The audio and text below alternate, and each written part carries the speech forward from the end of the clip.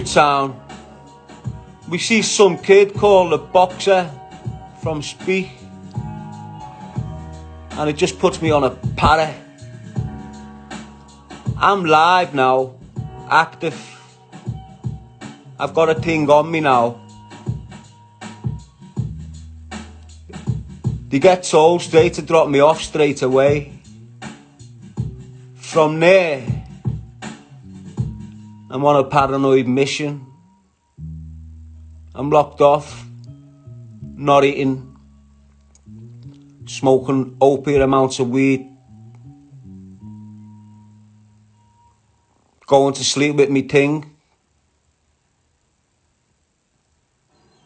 In that process, I've got a few rats kicking in. This one particular rat puts me on this individual. From that get-go, I'm on that individual. Within 5 days of me understanding who that individual was, I'm Ben, an operations manager for Amazon.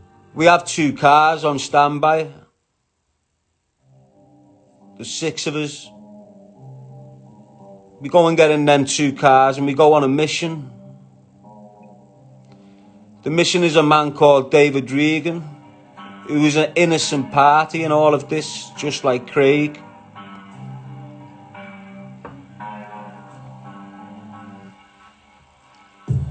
The mission is the Clean Machine Car Wash on Kensington Road, East Prescott Road. It was a business owned by the deceased through drug money. No disrespect, but it is how it is.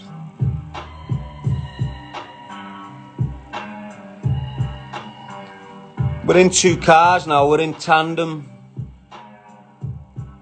We're in a Galaxy and we're in an Escort.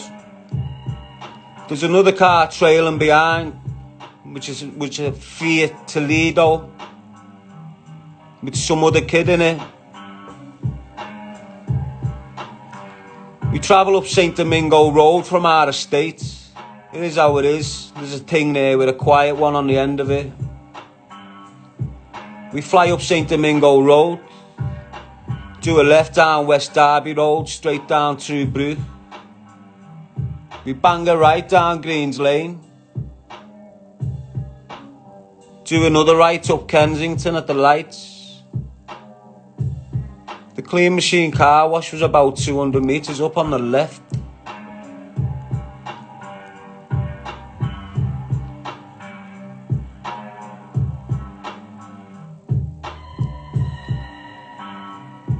As we pull up, it's a nice summer's day, the 18th of May. It's around 3 o'clock in the afternoon, summertime, the sun's out, my door being blazing. Got a Jay-Z song in the background.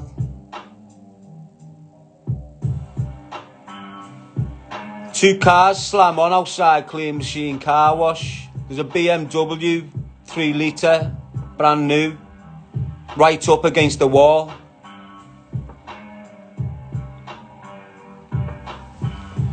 Sitting in the front seats was the deceased David Regan and his brother Michael Regan. There was a bulletproof vest on the back seat, unfortunately.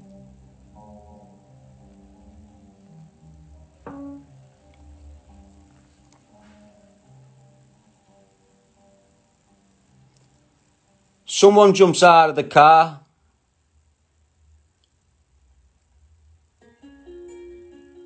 Runs up on their car, lets a shot off at the windscreen. Jumps up on the wall to finish them, but they jump out the car and take chase. One got clipped in the nose, which is the little weasel. He just bails. Sorry for calling him a weasel. It's the past.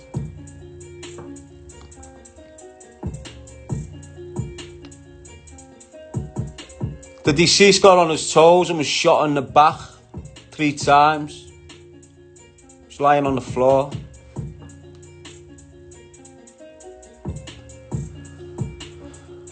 The escape was made. I was arrested within 2 days. On the 20th of May, I'm in custody.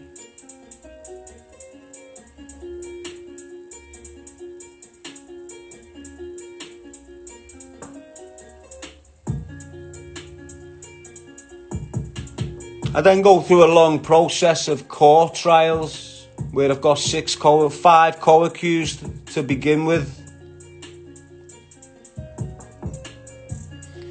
One of them co-accused was a Mr. Anthony Christian, known as Yinka, from Thirlmere Road. We had a 28-week trial on the first trial, which never began till 2007. I was on remand for close to 2.5 years before my first trial. We go up to trial. During this trial, evidence comes to the front, but they don't want to tell us where this evidence is coming from, but they want to use it in court. We're not having it. The defence team's not having it. We want to know who the informant is, how long they've been informant, and we want to cross-examine them. The judge agrees with us and tells the prosecution we're going to have a short adjournment. And whilst we're adjourned, we expect you to come back in this room and release the details of the informant.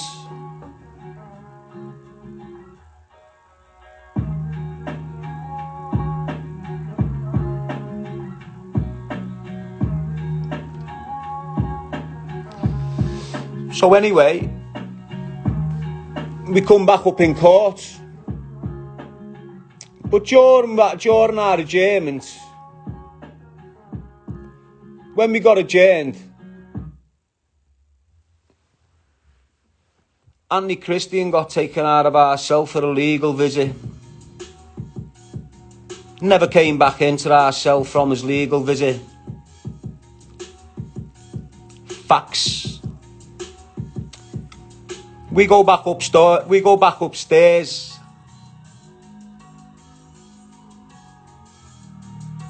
Anthony Christian gets acquitted on the spot. No more evidence. The informant's name was Tony Christian. Tony Christian is Anthony Christian's uncle, Kevin Wheatman's dad. This is facts, people. It's all on legal documents.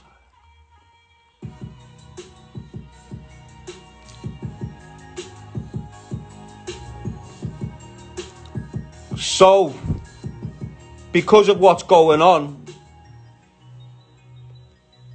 we have a retrial. Young Scott Walker released, acquitted, legitly. He was not there, he beat the case legitly. Anthony Christian Walker's uncle was a snitch. Fact.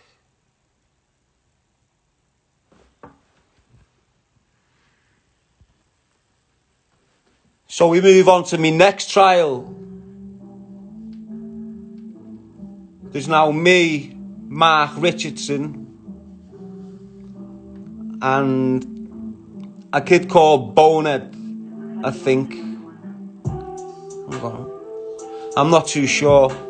Anyway, we go on this 18-week trial. Boom, boom, boom, boom, boom, boom. It comes out that the main prosecution witness has been in a very long-term relationship with a rat, and she was an unreliable witness.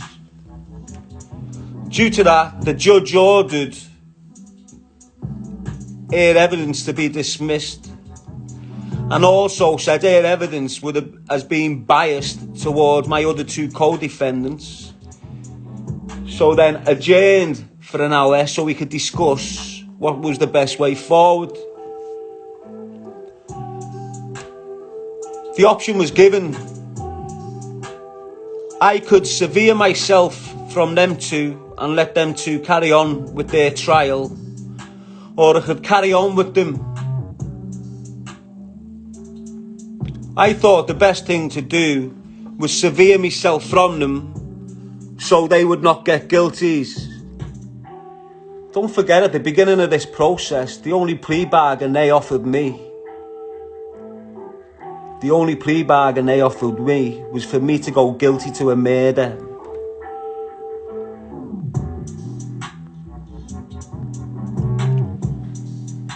And all them would walk. I went in the cell after that offer and put it on them. Every one of them said, no, swerve it, we'll ride it. Give them the due. Anyway, so they carried on with the trial and they got acquitted.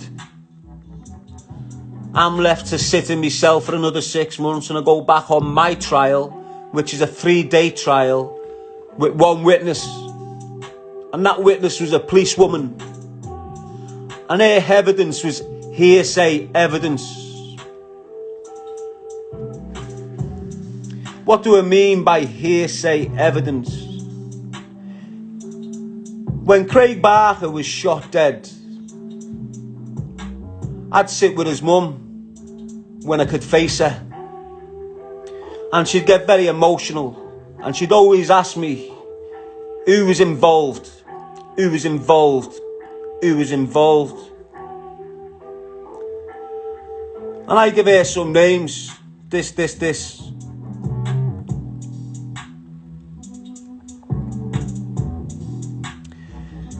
When she's being emotional a couple of months later,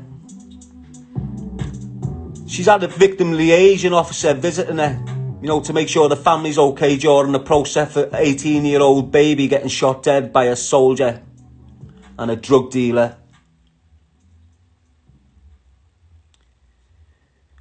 She said to the victim liaison officer, Darren said these names to me. Now, when I've gone to trial, that's the only evidence they had. Sheila was called as a prosecution witness, but she backed my corner. So they made her a volatile witness and discounted her evidence and just went off the policewoman's evidence alone. It took the jury 1 hour to convict me.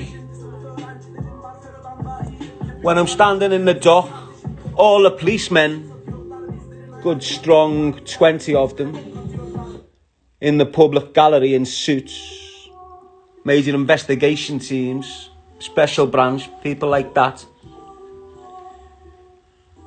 we're all buzzing, clapping, over the moon, running out. People who were outside waiting for my results were telling me that the policemen were running outside, getting on their phones, speaking to their hierarchy, congratulating them that I'd been found guilty of the murder, which was only just. I was involved. I'm not moaning about that. I was convicted, and I was rightly convicted. I'm not saying I weren't, and there you go. I'm not going near that. I'm just giving you the story of what went on and why it went on. Anyway, right through all this process, I'm getting told off my defence barristers, you're getting 30 years to a 35 rec. Standard procedure. It's borderline contract killing. He never had the gunman. I conspired with others unknown on the end. So my indictment at the end of all that process was conspired with others unknown. So there you go, I'm in the dock. The judge has told me to stand up. I'm fully expecting a 30 rec, a 35 rec, so I sit back down. Fuck that. He tells me to stand back up. He starts giving me this lecture about how volatile this crime was. The time, the aggravating features, 3 o'clock in the day, there were school children coming out of school at the back of the car wash. It was sunny, it was daylight. These are all aggravating features. He starts going on and I'm thinking, wow, he's going to hit hit me right on the chin here with this 30 wreck, but I'm ready for it. I've been in for 2.5 years and geared for it. I'm ready for it. I had the guilty in my mind anyway. I was just riding it out because the 35 wreck shouter, you're on it. Real people know what I'm on about. He starts going on to one, so I'm just thinking, hurry up, hit me with this shit. And then he starts talking about the gold year rule and the fact that my crime was committed in 2004 and the new rules never came in till 2005, and I've been in custody since 2004, so there's a possibility that I might come under the old jurisdiction of the law. Now my heart was beating fast. So anyway, he starts going on. I'm looking at your previous convictions, and there's only one that concerns me, and it's against a prison officer in Walton Prison in year 2002, when you threatened to get his house burnt down, and you received 18 months for that charge, but no harm was done to the officer or his family. I'm looking at your previous and the intelligence, and I do not believe you to be a threat to the general public of the city of Liverpool. But I do deem you to be a threat to the criminal fraternity in the city of Liverpool.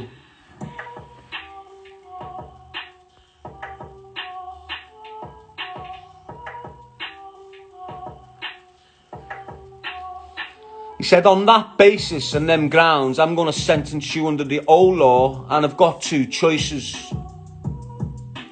A discretionary life sentence or a long determinate sentence. Now at that point, I'm fucking nearly pissing myself. I'm just thinking, wow, you got to understand, 30 to 18, okay, rec, still shit, long determinate, oh. So on the back of my previous convictions and the fact that the only real one I'd had never got carried out against S.O. Haig from Walton, he said, I'm going to sentence you today without reports under the old law, and I'm going to give you a long prison sentence, determinate. I'm going to give you 18 years determinate sentence, and I will take so many days off for your remand time. I'm thinking, wow, this is fucking okay. Alright then, let's see. That's it. 18 years. Under the old law, you do 2/3. You get out on parole, you have 18 months licence. He takes me down. I go into the cells. It is what it is. Emergency bells. Pull out my spliff, bang, have a weed. That's it, mate. Have a little contemplation. I've got a release date. That is so important. It's got a release date. Now, don't get it twisted. I have got empathy for the victim. I do regret my actions. It is what it is. I've tried to do what I can with that family, and they're the worst gang of hating people out there, so I let them crack on with it. I go into jail. Within a week, I get a letter under my door. It's a letter. The prosecution are not happy. They're appealing to the Attorney General. The Attorney General is the highest prosecutor in the land, based in London, basically. They appeal to the Attorney General, stating the fact that my sentence was too lenient, and they at least should consider a life sentence with a mandatory term.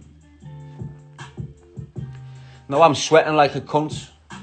That's probably why I ended up getting a skinhead for the last 10 years. Losing connection, people. But anyway, it came back, I was sweet. Bang. I had to do 12 years.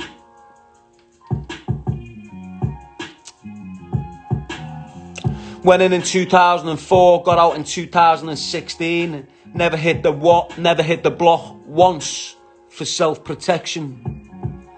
Not once, but I did witness many of Scousers hit the fences and lock themselves off in a block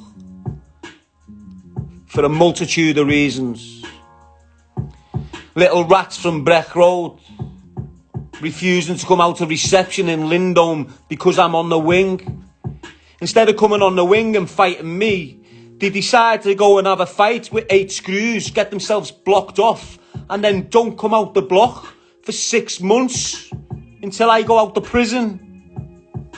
That was Gandhi and fucking the other little rat, what's his name? Kento. 2 little rats that were having trouble outside. I didn't even fucking know them. Didn't have a clue about them, and they just destroyed everything about me. When they've landed in that reception, started screaming my name, they fucked all sorts up security-wise. I was fucking flying in my jail, them 2 land and just go... and it just destroys me. Puts me back to high-risk Cat C instead of low-risk. Fucking little rats. But anyway, that's me past. It is what it is.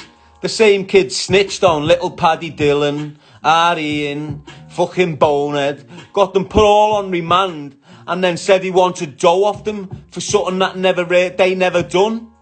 Started saying I want dough off them. Got paid and then fucked off to Scotland.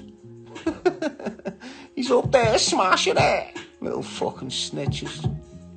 But as I say, people, that's the past. You wanted a true story, you just got one. It was deep, nearly lost me emotions there, but I kept it under control. Everything I've told you is true to the point. There's a lot of detail missed out, but obviously that detail can be for the future with a different podcaster. You know, it's still there, it's still deep, it's still raw. If you want the true details and the facts and you want to feel it deep and proper, with the true details, the last podcast, I skimmed across them. Skimmed through them. Little hour and a half, bang. I've just told you one detail, one intricate part of that situation there, and it took me an hour. But anyway, people, I'm as real as they can be in this situation. Choose a life, not a knife, as always. If you want to see me last podcast, go on to Ben Hatchett's podcast. It's a decent little watch. It shows maturity. It shows the way I've moved on, even though I'm going through this storm of hatred and harassment and negative attention. I'm still getting positive attention and I'm still feeling the love more than the hate. So it is what it is. Bring the hate, but bring the love. I'm not asking for nothing. Just asking you to support the message, understand where I've come from, and understand why I scream these things. It's not to entice them rats. They're bothering me anyway. I can't run out there with guns and start letting off. The only thing I've got to let off with now is my mouth. My mouth is a gun. I'm no snitch. Everything I'm preaching about, it's all out there. Everyone's giving me shit about going on about that nasty Irish family. Fuck that. I'm telling you something you're all going to learn. Watch that Panorama fucking programme in a month or something. I'm not preaching something that's not known here. Yous know there's kids from Liverpool that's being left chopped to fucking pieces and thrown in a fucking beach in Spain. That's how naughty them rats are. But you've got Scousers here still cutting kids up and shooting kids up for the same organisation. These are all fucking scum. That's why yous drug dealers all need to fuck off and go and live with them. Suck the cocks off them, because yous are all acting like them. Obviously not my people. My people understand where I'm coming from. I'm highlighting grave concerns for your children's futures. If you don't want your kids growing up getting enticed by crackheads and smackheads, they've only got to go to shop and they're already getting friendly with crackheads. I'm not saying it's their fault they're homeless on the street. It's their fault they got the addiction. But I'm not saying it's their fault it's in the fucking faces 24/7, am I? But what I am saying this, your kid's a nice kid. He's walking down the street, she's walking down the street, she's going past the shop, she's giving this homeless man who's a crackhead a bit of dough. To you, it's just being kind, but to me, it's getting familiar with that way of life. Why? Because she's fucking 11, 12, being friendly with a 40-year-old crackhead who's homeless. It's not good. Now, that's going to entice your children to be friendly with them kids if she gets lonely, if she doesn't fit in at school, if it's a bit of bad thing and she needs attention, she'll go to the friendliest thing she's getting it from, and it's this kid outside the shop. Anyway, before I start going on and chatting pure awareness about community concerns, I'll go off. Funny though, because you had graft on the garage for years, exactly, Daniel, and that's why I'm in the position to scream about this shit. You know why, dickhead? Because I went out the picture for 12 years straight, and when I've come back in the picture, I'm looking at all dirty, dying fucking rats dealing the shit that's killing them to innocent people who haven't got a clue what the fuck they're getting into. That's what I'm on about, you little fucking weasel, trying to come in here being sarcastic. I know what I've done. I've repented my shit. Can't you see what I've been through for the last 5 years to do that? To pay back my community, to raise awareness right through our city, to stop this bullshit getting any worse, because it's only your kids and my kids that are going to get fucking harmed, no one else's. But you're just a fucking rat caught up in the mess. You need to get yourself a 10 and then come back out, and then perhaps your fucking mind will relate. You're being too conditioned. You're being too fucking conditioned, you little nugget. Anyway, people, L5 alive, choose a life, not a knife. Bang. Listen, that story was about me past. I'm sure you can tell. I've just went about 4 emotions there. It is what it is. I had dickheads coming in, laughing when I'm talking about a real situation. I had dickheads coming in, making nasty comments when I'm talking about the death of a young child up on the streets of Liverpool. Don't forget the kid's fucking age. He was 18 years old, and we're talking about 2004. I was screaming about this shit then. How many 18-year-olds you seeing dying now in a fucking year? 4 or 5? This is what you need to get into your fucking heads. Peace out, L5.